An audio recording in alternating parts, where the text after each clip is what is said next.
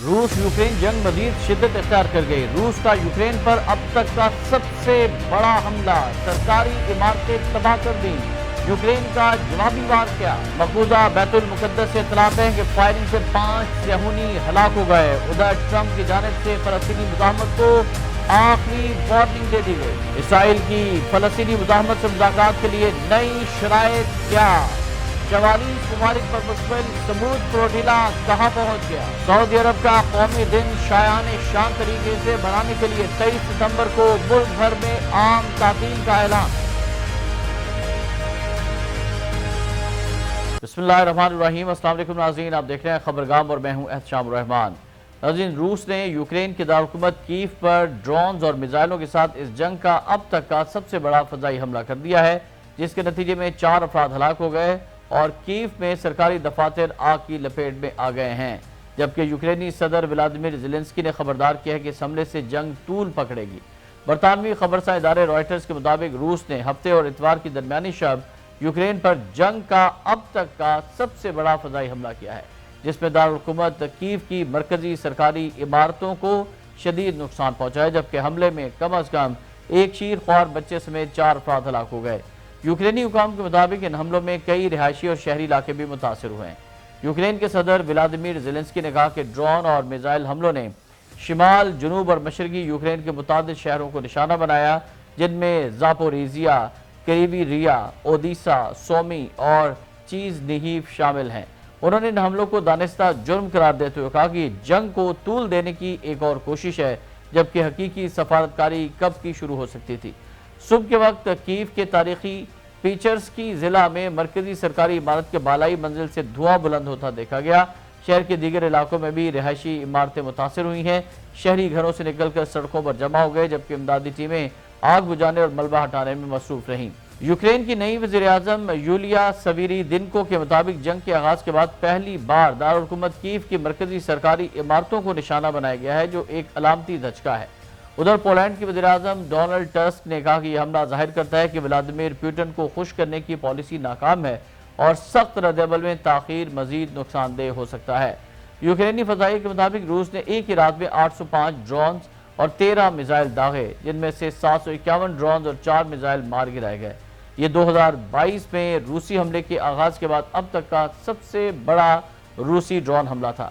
روسی وزارت دفاع نے دعویٰ کیا ہے کہ نشانہ صرف یوکرین کے دفاعی اور ٹرانسپورٹ انفراسٹرکچر کو بنایا گیا، تاہم دونوں فریقین عام شہریوں کو نشانہ بنانے سے انکار کر رہے ہیں۔ کیف یعنی یوکرین کی فوجی انتظامیہ کے سربراہ تیمورتکا چینکو نے بتایا کہ دارنیتسکی ضلع میں ایک 4 منزلہ عمارت پر حملے سے ایک شیرخوار بچے سمیت 4 افراد ہلاک ہوئے ہیں، جبکہ وزارت داخلہ کے مطابق 20 سے زائد افراد زخمی ہوئے ہیں۔ ادھر یوکرین کی وزارت دفاع نے دعویٰ کیا ہے کہ اس نے روس کے بریانسک کے علاقے میں جوابی حملہ کیا ہے اور ادروژبا آئل پائپ لائن کو بڑے پیمانے پر نقصان پہنچایا گیا۔ یہ کارروائی روسی توانائی ڈھانچے کو نشانہ بنانے کی حکمت عملی کا حصہ تھی، جو اس کی معیشت اور جنگی فنڈنگ کا بنیادی ذریعہ ہے۔ وسطی شہر کریوینیچک میں دھماکے سے بجلی کی فراہمی متاثر ہو گئی۔ روس کے اندر اور ڈنیپرو دریا پر قائم ایک پل کو بھی نقصان پہنچایا گیا یوکرین کی جانب سے، جبکہ کریوی اور اودیسا میں بھی ٹرانسپورٹ اور شہری انفراسٹرکچر متاثر ہوئے ہیں اور آگ لگنے کے واقعات پیش آئے ہیں۔ ادھر امریکی صدر ڈونلڈ ٹرمپ نے روس پر مزید سخت پابندیوں کے دوسرے مرحلے کے لیے آمادگی ظاہر کر دی ہے اور امریکی حکام کے مطابق روس کا یہ حملہ جنگ میں خطرناک شدت کی علامت ہے۔ ادھر ناظرین، مقبوضہ بیت المقدس کے راموت جنکشن پر پیر کی صبح مسلح افراد نے بس اسٹاپ پر اندھادھند فائرنگ کر دی، جس کے نتیجے میں 5 افراد ہلاک اور 12 زخمی ہو گئے۔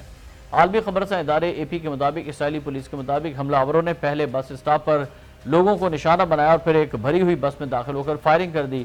موقع پر موجود ایک سیکورٹی اہلکار اور ایک عام شہری نے بتایا گیا ہے کہ جوابی کارروائی میں دونوں حملہ آوروں کو گولی مار کر ہلاک کر دیا۔ حادثہ ایک ایسے وقت میں پیش آیا جب علاقے میں رش آور تھا اور ویڈیوز میں دکھایا گیا کہ درجنوں افراد خوف کے عالم میں بھاگ رہے تھے، جبکہ جائے بکا پر شیشے بکھرے ہوئے تھے اور زخمی افراد سڑک اور فٹ پاتھ پر پڑے دکھائی دیے۔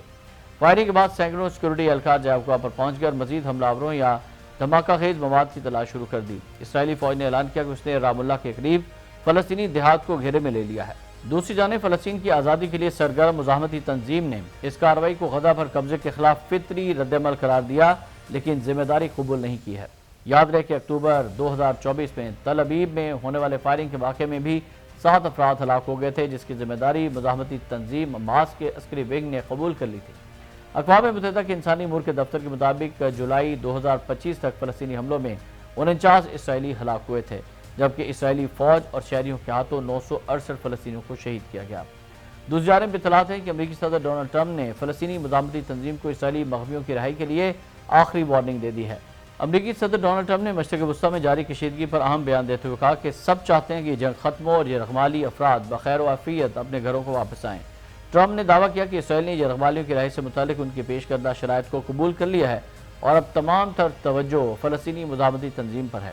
ٹرمپ نے واضح الفاظ میں کہا کہ اگر فلسطینی مزاحمت نے یہ شرائط تسلیم نہ کی تو اس کے سنگین نتائج ہوں گے اور یہ ان کے لیے آخری وارننگ ہے۔ Social media platform Truth Social پر جاری بیان میں ٹرمپ نے کہا کہ سب چاہتے ہیں کہ یرغمالی واپس لوٹ آئیں اور سب چاہتے ہیں کہ جنگ ختم ہو جائے۔ اسرائیل نے میری شرائط قبول کر لی ہیں۔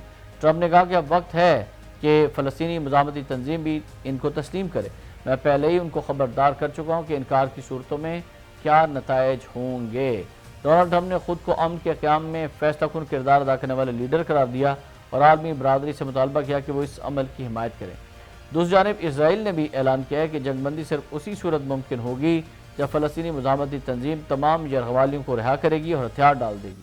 اسرائیلی وزیر خارجہ کے مطابق اگر حماس نے یہ شرائط مان لیں تو جنگ فوری طور پر ختم ہو سکتی ہے، تاہم فلسطینی تنظیم نے اسرائیل کی شرائط کو سختی سے مسترد کر دیا ہے اور کہا کہ وہ ہتھیار نہیں ڈالیں گے اور صرف اس صورت میں یرغمالیوں کو رہا کریں گے جب اسرائیل غزہ سے اپنی فوج کو واپس بلائے گا اور حملے بند کرے گا۔ ادھر ناظرین، غزہ پر اسرائیلی فوج کی بمباری نہیں تھم سکی ہے۔ قابض فوج نے ایک اور بلند عمارت کو نشانہ بنایا، جس کے بعد 3 دن میں تباہ ہونے والی عمارتوں کی تعداد 3 ہو چکی ہے۔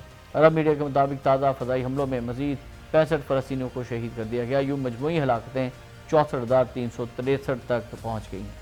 ادھر اس سے قبل اسرائیلی فوج نے ہفتے کے روز یہ بھی کہا تھا کہ غزہ شہر کے فلسطینی باشندے جنوب کی طرف نکل جائیں کیونکہ اس کی افواج غزہ کی سب سے بڑی شہری بستی میں مزید اندر تک بڑھ رہی ہیں۔ اسرائیلی فوج نے ہفتے کے روز غزہ سٹی کے رہائشیوں کو شہر خالی کرنے کا انتباہ جاری کرتے ہوئے ایک بلند و بالا رہائشی عمارت کو فضائی حملے میں تباہ کر دیا تھا۔ اسرائیلی وزارت دفاع کے مطابق فوج کو حکم دیا گیا کہ وہ غزہ کے سب سے بڑے شہر پر مکمل قبضہ حاصل کریں۔ اسرائیلی فوجی ترجمان افیقائی ادرائی نے سوشل میڈیا پر اعلان کیا کہ شہری خان یونس کے ساحلی علاقوں میں منتقل ہو جائیں جہاں انہیں خوراک، طبی امداد اور پناہ فراہم کی جائے گی۔ اس علاقے کو انسانی ہمدردی کا زون قرار دیا گیا تھا۔ فلسطینیوں کا کہنا ہے کہ جس بلند عمارت کو تباہ کیا گیا وہ بے گھر شہریوں کے لیے پناہ گاہ کے طور پر استعمال ہو رہی تھی، جبکہ فلسطینی تنظیم نے اس بات کی تردید کی ہے کہ اس عمارت کا کوئی عسکری استعمال ہو رہا تھا۔ ادھر اسرائیلی وزیر دفاع اسرائیل کارٹیز نے عمارت کی تباہی کی ویڈیو شیئر کی ہے، جس میں دیکھا جا سکتا ہے کہ کئی منزلہ ٹاور ایک زوردار دھماکے کے بعد ملبے کا ڈھیر بن گیا۔